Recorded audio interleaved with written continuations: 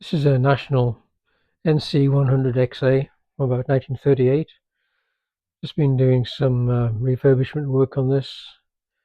I've recapped it, checked all the tubes, cleaned the chassis up, um, installed some dialites which I didn't have as an original form.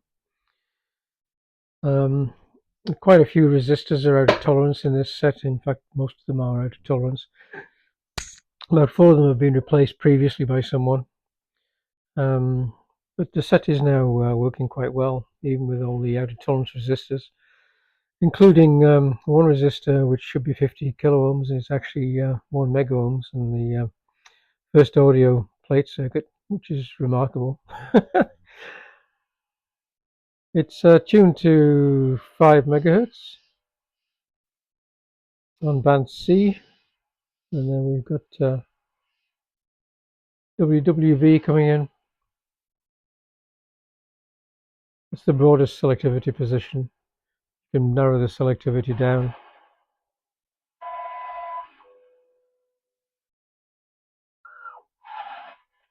Using the crystal filter, which is quite effective. I haven't done any alignment on this set. It's exactly as it arrived here in terms of alignment.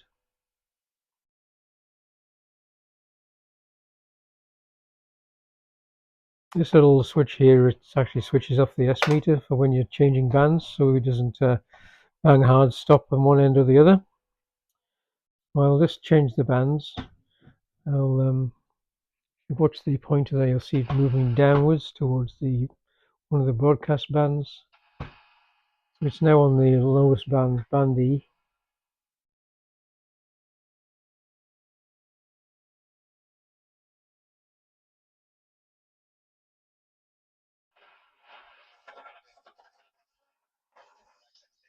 Wardrobe malfunction. Alright. Throwback Thursday, 1984, historian and author Ed Conroy. You can find Ed online with retroontario.com. All the controls are actually working pretty well now. The limiter control, it's distorted there, that's full limiting. No limiter. Tone control, no tone control, and then you gradually have treble cut. I think it sounds a little tinny, partly because the speaker I'm using it with is just a jury-rigged field coil speaker and output transformer, and it's got a cardboard protection plate over the cone, so it sounds very tinny. And I think the first audio plate resistor could have something to do with that as well.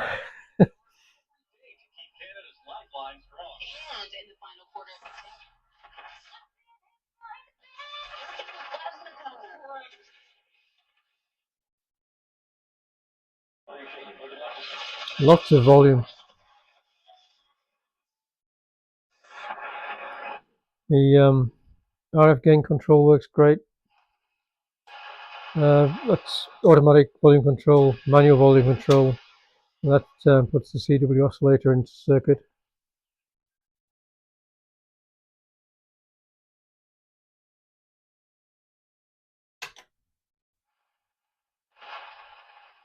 This controller switches the V plus off for standby if you're using it with a transmitter, and then you've got the full off position now. And here we've got the selectivity, so it's narrower, wider, and so this is the selectivity, narrow, wider, and this is the crystal phasing control.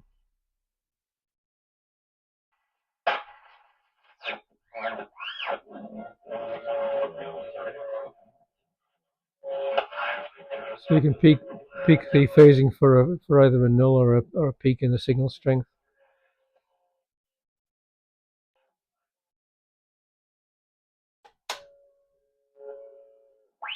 And the BFO is working great.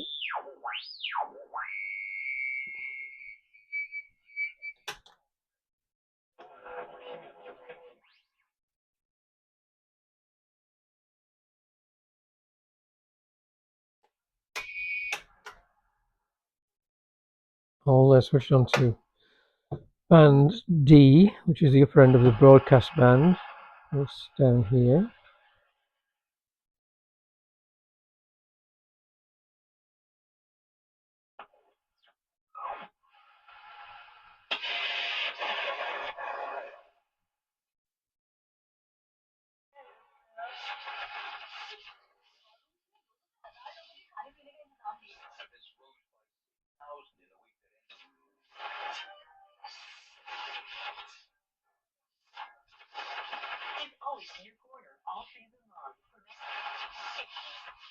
It's absolutely pulling in stations on the broadcast band really well, even with about 30 odd resistors that are out of spec. So the question now is what to do about those resistors. The chassis has been recapped. I'll just show you underneath the chassis with reproduction capacitors. So those are all brand new capacitors that have been made to look like the originals, because the set had been recapped before with some really ugly green capacitors. You can see some replacement resistors in there. So the question is what to do about the resistors that are out of tolerance, because those little tiny half-watt resistors are very difficult to reproduce with any sort of originality look about them. So that's one of the next jobs, is to try and decide what to do about those. And it's really a question of, you know, do you want to keep the original look, or do you want to have it as maximum performance and reliability? Really a question for the owner. I had a chat with him this morning, and I said I'd have another think about what could be done, and I'll be doing that tomorrow, and maybe trying a few different things out to see what would be the best approach for this receiver. In listening to the first part of this video, which I'd made with a lapel mic, I realised that you could hardly hear the receiver in the background. So I'm now using just the mic and the iPhone I'm using to make the video. So I thought I'd just give a little short add-on to so you listen to the actual receiver and not my voice. So I'm just on the lowest part of the broadcast band, about 690 kilohertz on band E here. This is CBC in Vancouver, BC. Why do you think that is?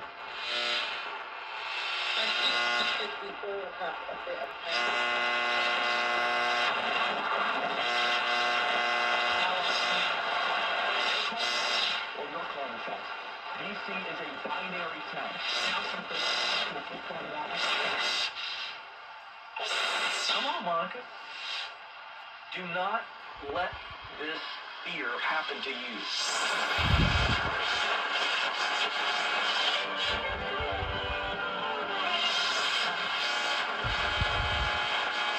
It said, can you answer your phone? And then the mom said, hurry, they're looking for me. This goes to be right.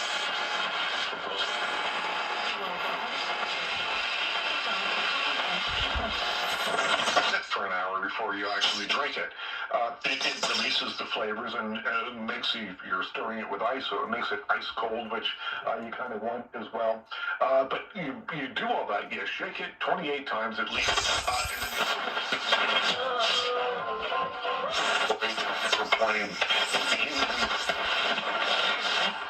Cheese advocates is different.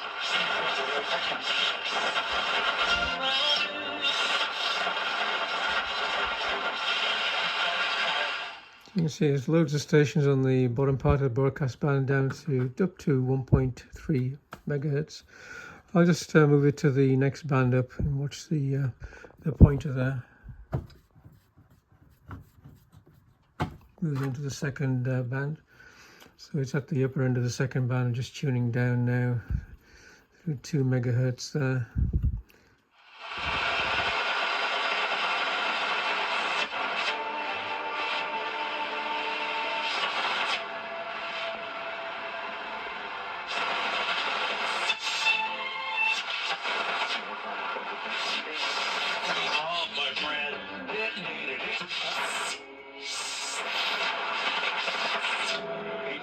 Seattle's favorite this period, but as I said earlier, Washington having no issue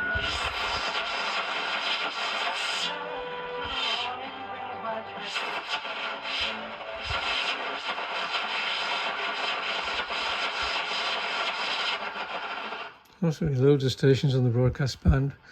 I'll just wind it up now to tune in WWV on band C. C is coming in at 5 megs.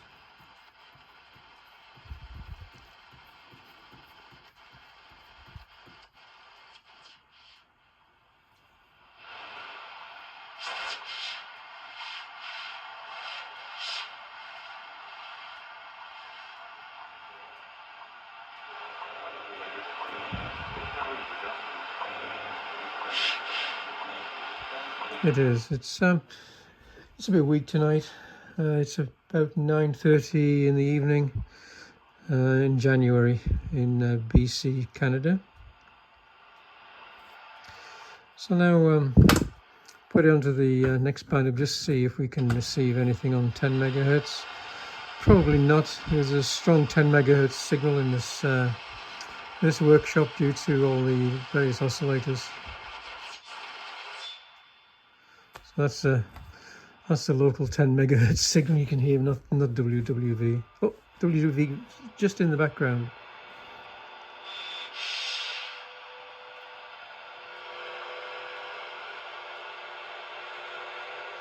Just using this with a small active loop antenna. Don't expect much to be on 15 meters at this time of night, this time of year, but we'll check it anyway.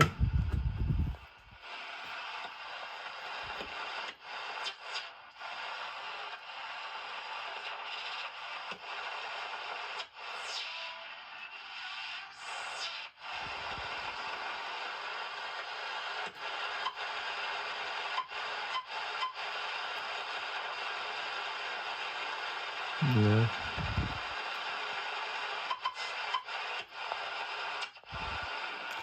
Yeah, the set is receiving on all bands, which is great news. Just have to do some alignment on it once I've got the resistor issue sorted out.